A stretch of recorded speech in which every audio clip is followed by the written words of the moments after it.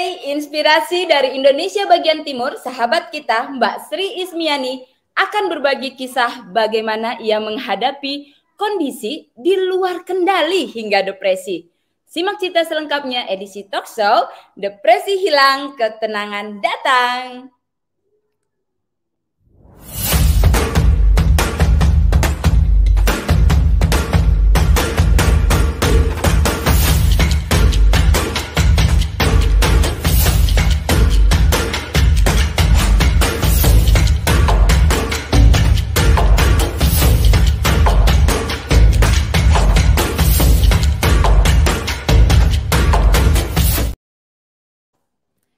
Hai sahabat baik semuanya, selamat datang di acara Sate Super. Saya teringat satu peristiwa.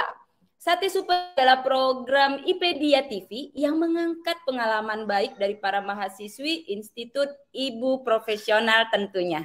Sahabat baik semuanya, apa kabarnya hari ini? Kalau cuaca di kota Pekanbaru ini kelihatan sedikit mendung-mendung gimana gitu ya. Kayaknya pengen terus bobo, tarik-tarik selimut, nggak mau bangun Tapi sini semuanya, sahabat baik semuanya, ayo merapat sebentar. Kita mau dengerin nih kisah-kisah yang inspiratif di sini. Aku mau nyapa nih, mungkin ada yang sudah standby di YouTube atau di mana gitu Mbak Ajeng. Oke.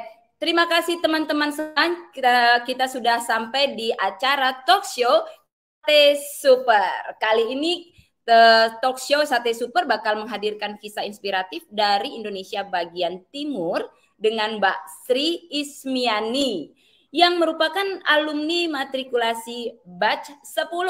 Kisah seru nih yang bakal menjadi penguat semangat kita lagi untuk belajar lagi lebih-lebih lagi di Institut Ibu Profesional tentunya.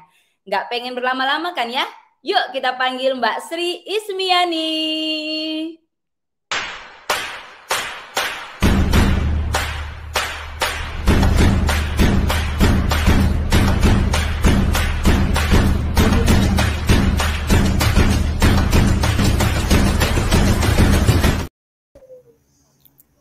Hai Mbak Sri Ismiani. Ya, alhamdulillah baik. Kelihatannya pagi hari ini kita agak gerasa gerusu Mbak Sri. Iya, saya juga baru pulang dari kampus ya. Oh, oke. Gimana kabar Mbak Sri Ismiani di Sabtu pagi ini? Alhamdulillah baik. Dimulai dengan subuh yang luar biasa, berangkat subuh-subuh, baru pulang jam 11. Di sini jam 11, Mbak. Oh, oke. Tandanya kita jam 10 ya, benar-benar iya, jam 10. Kita beda cepat. 1 jam. Oke. Nah, Mbak Sri, sesuai dengan tema talk show kita hari ini kan depresi hilang, ketenangan datang. Nih pengen nih kami nih kayaknya nih ada apa nih ya, kisah-kisahnya nih pasti inspiratif yang bisa menjadi penguat kita nih nanti berikutnya di jenjang institut, di perkuliahan Institut Ibu Profesional.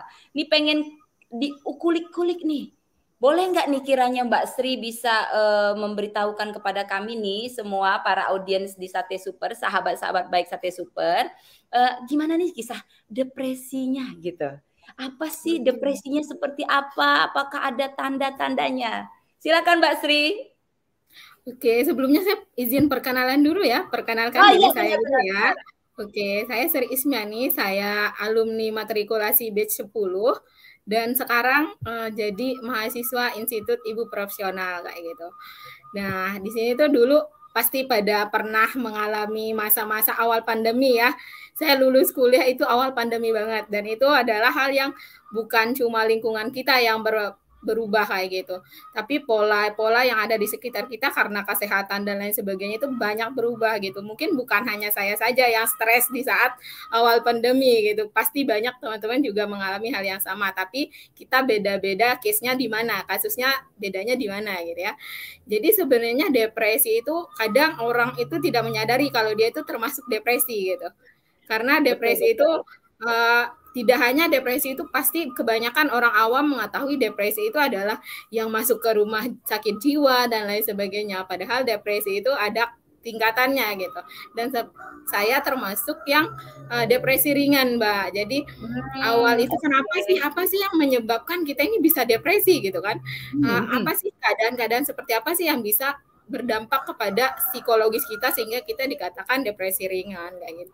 Itu tuh adanya perubahan di lingkungan biasanya. Kalau saya sendiri pribadi itu ada perubahan lingkungan yang dari awalnya saya di kalangan akademisi, kemudian pindah ke kampung halaman dan itu di pelosok gitu, pelosok di bagian daerah region Lombok kayak gitu, NTB kayak gitu. Itu bagaimana sih ritme kita di kota dengan di desa itu jauh berbeda gitu. Termasuk karena saya pulang kan berketemu keluarga gitu, keluarganya nggak cuma satu gitu, dalam satu rumah itu bisa beberapa kakak gitu. Ngelihat di kota itu teman-teman saya diasuhnya begini loh, orang tuanya itu punya komunikasi yang baik, ibu dan ayah itu komunikasinya baik gitu. Ketika masuk ke lingkungan masyarakat yang komunikasinya itu memang di daerah timur itu terkenal dengan nada bicara yang lebih satu oktav ya ketimbang orang-orang Jawa gitu. Dan itu bukan nada bicara sama konten pembicaraan itu beda kan ya. Jadi konten pembicaraan orang di sini itu tuh terlalu gimana ya, agak miris gitu menurut saya, karena saya udah tinggal di kota beberapa lama gitu, ketemu dan keadaan yang menyampaikan keinginan itu dengan marah-marah begitu, menyampaikan keinginan dan marah-marah. Kemudian ketika pulang bekerja itu bukan disambut dengan welcome gitu, selamat datang pulang, sudah lelah bekerja, enggak gitu. Jadi kamu kemana aja sih gitu, kenapa baru pulang gitu, ini enggak sehat nih gitu. Terus ketika mendidik anak tuh, kamu nggak boleh gini ya, itu salah, itu nggak boleh, nggak kayak gitu. Kamu itu kenapa begitu? Gitu, gitu. Ini nggak boleh nih, anak kecil pun masih bayi, ayo makan gitu. Kamu nggak makan nih nanti dikasih ini nih, dikasih ayam nih. Gitu. Itu bukan hal yang bagus untuk dilestarikan gitu. Kalau kita tidak bukan perubahan itu maka generasi akan seperti gitu sekarang aja bahkan kan ya. Dan hal-hal yang seperti itu didikan anak, komunikasi antara laki dan istri gitu, membuat saya apa kehidupan tangga begini ya gitu. Perasaan di kota teman nikah setiap hari, setiap itu ada bisa karena itu saya tetangga saya kalah, jadi setiap itu dapat laporan kalau anaknya itu dididik dari rumah dengan bahasa yang saya awam baru rumah tangga punya celah untuk berbicara gitu. Apa yang harus saya lakukan? Jadi saya pusing sendiri. Apa yang harus lakukan? Tidak mungkin saya bilang, oh ini tidak benar gitu. Ini tidak benar. Sedang saya nggak punya teori, jadi saya adalah orang yang berpikir keras dan bicaranya dari mana gitu. Betul. Ilmunya ada dasarnya. Saya ngomong seperti ini itu karena gitu, buku siapa gitu. Baru saya bisa mengatakan, oh ini cara mendidik anak ini lebih baik dengan cara berkomunikasi seperti ini. Akhirnya depresi lah saya tuh beberapa, itu hampir 1 tahun Mbak, itu makan depresi itu gejala-gejalanya itu awalnya itu keadaan yang menyebabkan kita depresi. Gimana sih gejalanya gitu setelah itu kondisi-kondisi yang kita hadapi yang sesuai dengan ekspektasi kita gitu, nggak sesuai dengan kenyataan yang memang kita jalani sehari-hari, perubahan lingkungan dan lain sebagainya. Itu dampak badan itu seperti apa sih gitu? Dampaknya ke badan itu satu, ketika kita istirahat jam 9 malam itu udah termasuk golongan cepat untuk para begadang kayak saya gitu. Jam 9 saya istirahat, pagi itu saya merasa masih kayak, oh saya udah tidur ya gitu, kok udah bangun gitu. Kapan saya tidur, merasa hari saya itu nggak tenang tidur gitu. Tidur berasa nggak pernah tidur. Itu istirahat selalu berasa kurang istirahat. Jadi, saat malam hari itu perutnya itu panas. Itu saya kontrol ke dokter, beberapa dokter tuh udah pindah dokter tuh. Ini mahnya kambuh Mbak. Ya elah saya bilang, mah saya kok tiap saya ke dokter mahnya kambuh. Saya udah minum obat minggu kemarin, obat mah. Masa mah lagi gitu. Terus bahkan obat minggu kemarin belum habis loh dok gitu. Oh gitu ya, mungkin mbaknya stres gitu. Coba pola pikirnya, makan sehatnya udah saya atur, pola makan sehat dan lain sebagainya udah gitu. Sampai saya makan gorengan pun enggak gitu. Saya benar-benar sampai saya puasa itu Senin Kamis puasa, saya selang sehari puasa demi kesehatan gitu. Tapi itu nggak bisa merubah buat tubuh saya sehat gitu. Tapi kayak masih aja ada kendala-kendala yang kayak wah ini nggak bisa dibiarin, ini kenapa gitu. Akhirnya saya konsultasi ke teman yang jadi dokter gitu. Ini saya keadaannya gini. Oh itu kamu depresi gitu. Kamu harus healing nih. Kamu harus healing nih gitu. Kamu depresi itu mbak gitu. Kamu depresi itu. Wah kok depresi ya gitu. Perasaan saya baik-baik aja deh, nggak ada yang aneh-aneh. Ya itu adalah gejala-gejala depresi ringan gitu. Oh gitu ya gitu. Oke, depresi itu gimana? Harus apain sih? Gimana caranya biar hilang dari depresi? Orang-orang bilang anak-anak zaman now kan healing gitu. Ternyata healing yuk, kita healing karena depresi gitu ya. Healing itu ternyata baru saya pahami, orang-orang healing itu oh ya ternyata healing itu bukan pergi berlibur, bukan holiday gitu. Iya. Bagaimana kita mengatasi, bagaimana sih yang awalnya pikirannya rumit jadi plong kayak gitu. Gimana sih cara mengatasi ini? Karena saya depresinya karena pola asuh dan komunikasi keluarga. Jadi bagaimana cara mengatasi ini gitu. Ya udah, akhirnya saya nggak mungkin ke dokter psikologis tiap minggu untuk konsultasi ini. Dokter pun nggak akan mampu menyembuhkan saya ketika saya sendiri tidak tahu cara mengatasinya gitu. Jadi saya cari ngobrol-ngobrol apa sih kurangnya. Oh ternyata saya nggak bisa membangun komunikasi antar pasangan kayak gitu, nggak tahu cara mengawali komunikasi antara laki-laki dan perempuan. Akhirnya saya belajar komunikasi, ilmu komunikasi dalam keluarga, belajar. Terus parenting, ini parenting kayaknya gampang deh gitu, cuma ngasih makan anak sama yaudah ya ini ya cara baiknya, ternyata enggak gitu. Dan saya nggak bisa nih. Ya udah akhirnya mulailah saya dari 2020 itu mulai tuh belajar ilmu parenting. Jadi awalnya tuh belum, saya tanya teman saya, kamu kan IP ya dulu gitu, ibu profesional ya, itu bukannya kapan sih gitu, itu bukannya oh ini udah pertengahan tahun mbak, udah tutup malah pendaftarannya. Ya elah gimana dong, masa saya harus tunggu tahun depan gitu, 2021 baru saya masuk IP mbak. Jadi selama 2020 itu tahu mau sekolah kemana, mau gabung kemana itu belum ada gitu.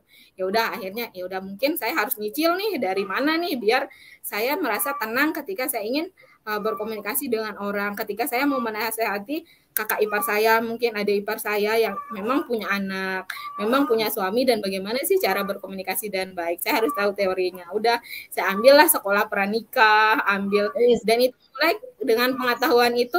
Oke, ternyata membina rumah tangga itu berawal dari visi misi dan tujuan kayak gitu. Kita harus merumuskan itu. Ketika udah mendadak udah kecebur duluan, belum temu tujuan, itu harus sebagaimana gitu. Itu harus memang dari udah kita komunikasikan tugas suami itu apa, tugas istri itu apa, bimbing anak itu seperti apa. Kita harus punya kesatuan visi misi dalam mendidik anak dengan suami. Jadi ketika karena di daerah saya itu ketika anaknya pintar itu semua mau ngakui oh itu anak ibu. Itu anak bapak gitu. Kalau anaknya pintar, kalau anaknya nggak pintar itu saling menyalahkan mbak. Jadi oh itu anak kamu yang gitu, makanya kayak gitu. Nah itu hal-hal yang memang harus diminimalisir dari sejak anak dini gitu. Gimana sih anak ini akan mau jadi apa, pola asuhnya seperti apa, tata krama itu seperti apa. Akhirnya bacalah, beli buku setiap bulan itu saya punya buku parenting kayak gitu. Ketika beli yang lain, oh ini buku karangan ini udah gitu. Oh ya berarti lihat lagi teman merekomendasikan ini nih karangan Aryo Muhammad ini bagus nih, beli nih. Udah beli lagi. Jadi beberapa koleksi ilmu parenting gitu. Teman-teman pada nanya, kamu tuh nikah? Enggak, tapi ilmu parenting mau pelajari gitu. Jadi saya nggak mau shock ketika saya menikah, saya nggak tahu apa-apa gitu. Malah saya nanti jatuhnya dan lain sebagainya. Ya udah dengan bekal ilmu seperti itu udah mulai tuh merasuki orang-orang tetangga dekat-dekat rumah. Oh ya ini nak, coba deh mau suruh bibi apa tadi gitu. Bukain gitu. Apa dulu coba kalimat yang baik dan benar gitu. Minta tolong ya gitu. Ya. Terus terima kasih gimana? Udah dibukain nih gimana? Terima kasih gimana? Mereka udah mulai belajar minta tolong, maaf, terima kasih tuh kalimat-kalimat dasar itu memang dari kecil harus dibiasakan, dan itu di daerah itu jarang banget menemukan orang yang budayakan itu gitu. Bagaimana anak ketika kesalahannya dia melakukan kesalahan yang memang nggak fatal, nggak perlu dimarahin gitu. Kita cuma perlu komunikasi. Itu caranya seperti apa sih? Itu belajar dari buku-buku parenting. Terus masuk IP nih, sebelum masuk tahun 2021 ya. 2021 udah mulai tuh masuk duta inklusif, di situ matrikulasi IP kan lumayan tuh, matrikulasi tuh banyak pelajarannya. Ya, gimana sih dasar jadi ibu rumah tangga itu gimana sih gitu. Bu Septi banyak menjelaskan tentang ini kan, belajar bagaimana sih pola beliau itu bisa awet berumah tangga, keluarga rukun dan lain sebagainya. Sakinah itu apa sih, mawadah itu apa sih gitu. Itu diajarin kan. Jadi di situ ya udah oke, mantap nih. Udah setidaknya saya udah, kalau ditanya kamu berhak ngomong itu ke saya itu atas dasar apa? Kamu aja nggak berumah tangga gitu. Kamu aja belum anak, kamu nggak tahu tuh rasanya jadi saya gitu. Orang-orang kan seperti itu gitu. Tapi dengan kita punya ilmu, kita bilang saya udah pernah belajar di sini. Dan orang psikologis itu berkata seperti ini. Orang ilmu parenting ini berkata seperti ini gitu. Itu teorinya ada gitu. Kita tinggal praktik aja gitu. Jadi orang-orang itu akan oh ya gitu. Mereka mau mendengarkan kita ketika kita punya teori. Dan saya pun ketika merasa orang ini salah itu oh ya dari teorinya ini benar salah gitu. Kalau memang tidak bisa saya perbaiki ya nggak apa-apa, tapi saya punya ilmunya dan saya benar gitu. Saya bukan orang yang menyimpang dari kalangan sosial gitu. Jadi tenang gitu. Itu udah tahu ilmunya, udah saya nggak perlu mengkhawatirkan lingkungan seperti ini ketika saya pernah menyampaikan ini sebenarnya seperti ini. Tapi kalau mereka nggak mau dengar, ya udah saya pernah berusaha gitu. Saya pernah berusaha dan itu nggak akan menjadi beban pikiran saya gitu. Itu udah akhirnya ikut IP dan lain sebagainya. Udah hilang tuh, nggak stres lagi. Udah mulai kerja juga, udah kerjanya offline juga kan, jadi yang kayak oke, semua terkendali dengan baik gitu. Emang bukan dikendali saya, tapi setidaknya dari luar hal-hal kecil itu bisa mengubah pola pikir dan pola asuh tetangga. Itu lumayan tuh dari 2019 sampai 2023 gitu. Akhirnya oke, pola asuhnya udah mulai kelihatan. Oke, ini lumayan lah, walaupun mereka tergolong orang-orang yang kadang ada yang berpendidikan, ada juga yang enggak gitu. Udah mulai pola asuh mulai ke sini, saya udah kasih konten yang baik untuk ibu-ibu itu apa sih gitu. Karena kan mainnya sekarang TikTok ya, TikTok ya. Enak di follow dan buat belajar MPASI itu yang mana sih gitu. Jadi kalau saya nggak berkesempatan untuk ngobrol, mereka masih bisa ke sosmed gitu nyarinya. Sosmed, iya. Jadi intinya depresi yang udah dialami Mbak Sri selama 1 tahun. Kemudian Mbak Sri punya support system ya sebenarnya waktu pada saat depresi itu, teman-teman dekat Mbak Sri tandanya teman-teman dekat, ya support systemnya teman-teman dekat, sama buku-buku yang sama ilmu sekolah itu menjadi support system saya gitu. Jadi harus untuk bisa keluar dari depresi itu kita memang perlu namanya support system ya Mbak Sri ya. Bener, nggak bisa sendirian juga gitu. Jadi harus ada, walaupun kita baca buku itu nggak cukup ketika kita nggak punya teman atau yang mendukung kita kayak gitu, yang mengatakan oh oke, ini benar, ini kamu nggak menyimpang dan lain sebagainya, itu harus ada gitu. Oke, kalau gitu sekarang kita naikin dulu nih, ada pertanyaan, silakan Mbak Ajeng dinaikin. Oke, dari Mbak Ajeng Pawening, Mbak Sri mau nanya, di mata Mbak Sri yang masih single, gimana sih perkuliahan untuk seorang ibu itu? Seberapa diperlukannya untuk para calon ibu biar nggak depresi ke depannya saat sudah jadi ibu? Ya, gimana itu Mbak Sri? Seberapa pentingnya? Oke, sebagai seorang single itu sangat-sangat penting bagi saya yang nggak bisa dicemplungin dalam air ketika saya nggak bisa berenang gitu. Iya. Saya nggak bisa berani dicemplungin ke dalam air ketika saya nggak bisa berenang, tenggelam kan Mbak ya? Betul. Jadi menurut saya itu sangat penting.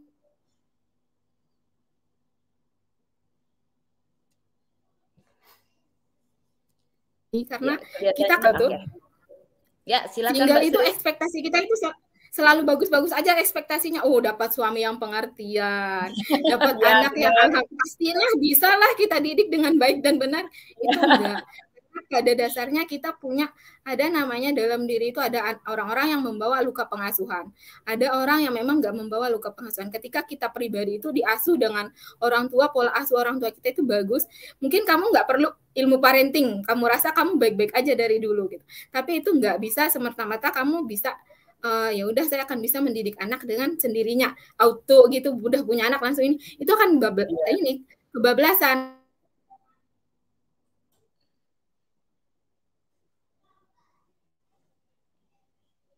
Halo ya kayak kasak kusuk. Jadi menurut saya mendidik anak itu nggak bisa kita coba-coba gitu.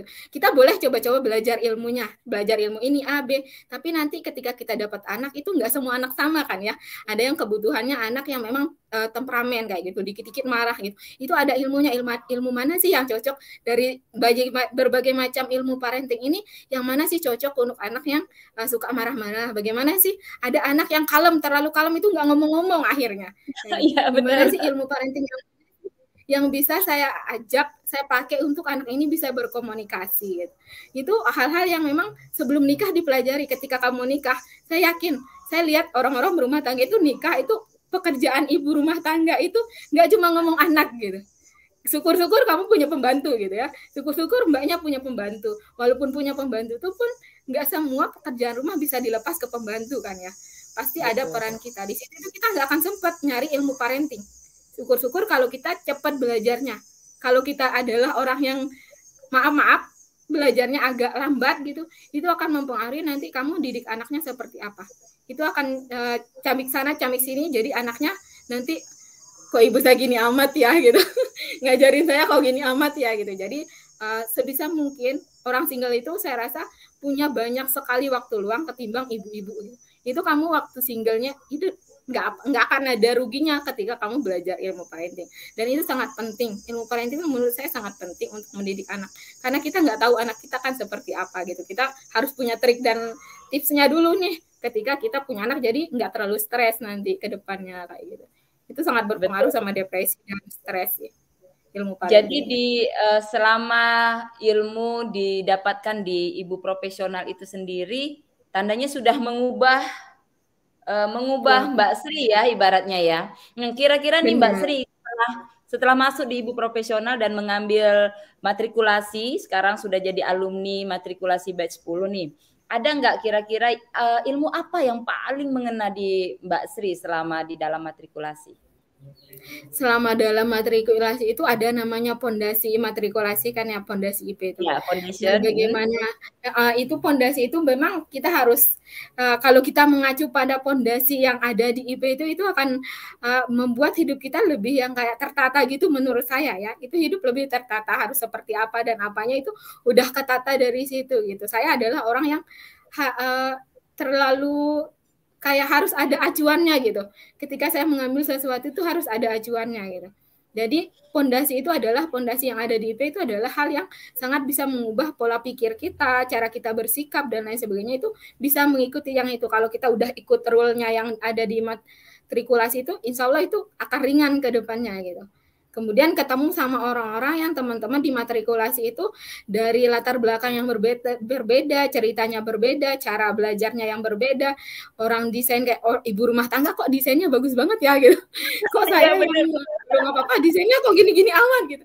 Dan itu mulai belajar dari situ. Teman-teman matrikulasi itu orang-orang hebat yang ibu rumah tangga yang memang punya sedikit waktu tapi waktunya efektif sekali untuk mengerjakan tugas-tugas di IP itu dengan hasil yang luar biasa. Itu menurut saya keren sekali dan itu memicu kita untuk belajar, oh ya ternyata ibu rumah tangga itu bukan melulu tentang dapur, kasur, anak gitu. Ada hal yang lebih produktif yang bisa kita lakukan dan itu bisa membangun habit kita ketika kita mendidik anak, menjaga keluarga dan lain sebagainya. Itu ada sangat berpengaruh sih menurut saya. Jadi support system Mbak Sri sekarang sudah ibu profesional adalah support system Mbak Sri ya? Termasuk ya, dalam sistem ya? Oke, ya. Jadi depresi yang kalau kita akan alami dan kita rasakan hanya sendiri, itu pastinya tidak akan ada solusi. Sedangkan kalau kita berusaha ya mendapatkan support system dari sekeliling kita, kemudian kita mendapatkan support system seperti yang sekarang Mbak Sri alami di ibu profesional. Mbak Sri telah bertemu dengan berbagai macam permasalahan ya ibaratnya ya di ibu profesional di matrikulasi. Kira-kira ada banyak hal yang telah bisa Mbak Sri ambil bersama dengan teman-teman gitu. Ada nggak yang bisa Mbak Sri ceritakan? Satu hal yang saya ambil dari teman-teman itu ketika kita menikah, balik lagi kita punya ekspektasi yang selalu bagus gitu ya. Dan itu saya masuk ke IP itu banyak kan program di IP itu duta inklusif dan lain sebagainya. Saya bertemu dengan seorang ibu yang punya anak berkebutuhan khusus di situ. Dia itu bagaimana sih? Itu hal yang berat banget dialami ketika kita punya ekspektasi tinggi punya anak, ternyata Tuhan kasih yang berkebutuhan khusus dan lain sebagainya. Itu bagaimana dia mengatasi itu, dan di situ di IP itu kita sharing, di IP itu sharing tentang bagaimana sih memanage waktu, bagaimana sih mendidik anak yang punya kebutuhan khusus gitu. Jadi seketika kamu udah tahu ilmunya di situ, ketika kamu Allah kasih kamu yang seperti ini, insya Allah kamu udah bisa tahu, oh ya nggak apa-apa, ini adalah anugerah yang memang Tuhan kasih ke saya dan saya mampu menjalani itu. Hal-hal yang seperti hal-hal yang dulu nggak pernah ada di pikiran saya sama sekali, itu dapatnya di IP gitu. Ada orang yang seperti ini, ada anaknya yang seperti ini, anaknya yang cerdas dan lain sebagainya. Bahkan ada yang penyandang disabilitas punya anak yang keren banget gitu. Itu dapat di IP tuh. Gimana sih orang disabilitas mendidik anak keren banget gitu. Itu ada di IP dan itu saya belajar seperti apa sih gitu. Itu dapat ilmu banyak banget di IP itu, banyak banget kita akan bertemu dan ibu-ibu di seluruh Indonesia dengan latar belakang punya anak dan keluarga seperti apa, mereka mengatasi seperti apa, itu udah termasuk ilmu kayak cadangan kita sesuatu ketika di depan sana kita menghadapi keadaan seperti ini. Oh ya, kita punya cermin, kita punya guru yang pernah kita dapat di IP kayak gitu. Kita bisa mengatasi solusi seperti apa gitu. Apa yang kita hadapi itu bukan hal yang kayak wow gitu. Oh ya, kemarin saya dapat di EP seperti ini kayak gitu.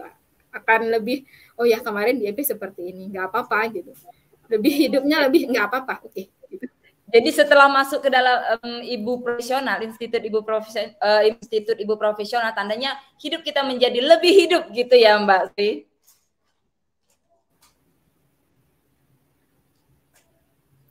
Halo Mbak Sri. Ya, gimana? Saya agak keputus tadi. Keputus ya. Jadi kalau kita sudah masuk di dalam institut ibu profesional, hidup kita menjadi lebih hidup. Begitu kita bertemu dengan berbagai macam teman, semakin lebih dikuatkan lagi gitu ya Mbak Sri ya. Oke. Sekarang kita tinggal 2 menit lagi nih. Kita ketemu dengan orang-orang yang luar biasa sih. Ya, luar biasa. Kira-kira nih Mbak Sri, ada closing statement lah ya ibaratnya, ada terakhir gitu supaya teman-teman kita yang ikutan melihat Sate Super ini kan Sate Super untuk program IPD-TV untuk mahasiswa-mahasiswi di Institut Ibu Profesional. Kira-kira nih Mbak Sri, ada nggak yang bisa Mbak Sri ceritakan untuk memacu semangat teman-teman kita nih di Institut Ibu Profesional supaya lebih semangat lagi belajar di sini? Silakan Mbak Sri. Oke. Mungkin satu yang perlu kita tahu sebagai perempuan, kalau ibu profesional ini anggotanya perempuan semua ya.